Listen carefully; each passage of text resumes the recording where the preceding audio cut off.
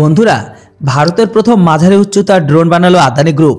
তুলে দেওয়া হলো সেটা আবার নৌবাহিনীর হাতে। চমকে দেবের ক্ষমতা। এবার একটি অত্যন্ত গুরুত্বপূর্ণ খবর সামনে বেরিয়ে এসেছে। এই প্রসঙ্গে প্রাপ্য পাওয়া তথ্য অনুযায়ী জানা গিয়েছে, বুধবার ভারতীয় নৌবাহিনীর কাছে দেশীয়ভাবে তৈরি প্রথম দৃষ্টি train Starliner unmanned Arial vehicle হস্তান্তর করে দিয়েছে। পাশাপাশি এটি একটি মেল ইউএভি অর্থাৎ medium altitude and long endurance UAV category defence instrument. আপনাদের বলে দিই যে দৃষ্টি ট্রেন ইউএভি লঞ্চ প্রোগ্রাম হায়দ্রাবাদে সম্পন্ন হয়, যেখানে নৌবাহিনীর প্রধান অ্যাডমিরাল আর হরিকুমার প্রধান অতিথি হিসেবে উপস্থিত ছিলেন। পাশাপাশি এই অনুষ্ঠানে তেলেঙ্গানার শিল্প তথ্য প্রযুক্তি মন্ত্রী ডি শ্রীধর বাবু এমনকি আদানি এন্টারপ্রাইজের ভাইস প্রেসিডেন্ট জিৎ আদানিও উপস্থিত ছিল। উল্লেখযোগ্য এটাই, দৃষ্টি ট্রেন স্টারলাইনার হলো একটি অ্যাডভান্স ইন্টেলিজেন্স সার্ভেলেন্স প্ল্যাটফর্ম, যেটি 450 কেজির ওজন তুলতে সক্ষম। এই ইউএভি 36 ঘন্টা ধরে আকাশে উড়ে থাকতে পারে। এছাড়া এটি সব ধরনের আবহাওয়ায় কাজ করতে সক্ষম হওয়ার পাশাপাশি ন্যাটোর স্ট্যাং 467 সার্টিফিকেশনও পেয়েছে।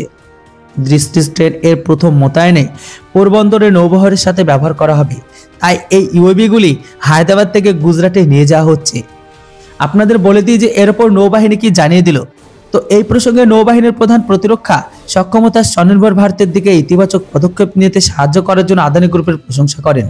তিনি জানিয়েছেন, এটি একটি অত্যন্ত গুরুত্বপূর্ণ মুহূর্ত, যেখানে আইএসআর অর্থাৎ ইন্টেলিজেন্স সার্ভেলেন্স অ্যান্ড রিকনেসেন্স প্রযুক্তিতে ভারতের স্বনির্ভরতা এমনকি সামুদ্রিক আধিপত্যের জন্য এটি একটি গুরুত্বপূর্ণ পদক্ষেপ হিসেবে নেওয়া হয়েছে। এইদিকে তেলেঙ্গানার শিল্পমন্ত্রী ডি শ্রীধর বাবু ইউএভি ম্যানুফ্যাকচারিং এর একটি ভাইব্রেন্ট ইকোসিস্টেম তৈরি করার জন্য সংস্থাকে অভিনন্দন জানিয়েছে। তিনি জানান, হায়দ্রাবাদে আদানি অ্যারোস্পেস পার্ক একটি ওয়ার্ল্ড ক্লাস ফ্যাসিলিটি। এখানে ইনোভেশন এমনকি স্বদেশীকরণের উপর ফোকাস রয়ে গেছে।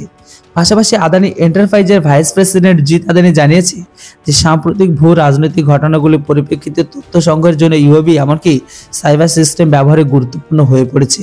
তিনি আরো বলেন যে আদানি গ্রুপের আধিকারিক হলো স্থল, জল এবং আকাশের আইএসআর প্ল্যাটফর্ম স্থাপন করা, সশস্ত্র বাহিনী সেবা করা, এমনকি দেশের রপ্তানি বিশ্ব মানচিত্রে নিয়ে আসা।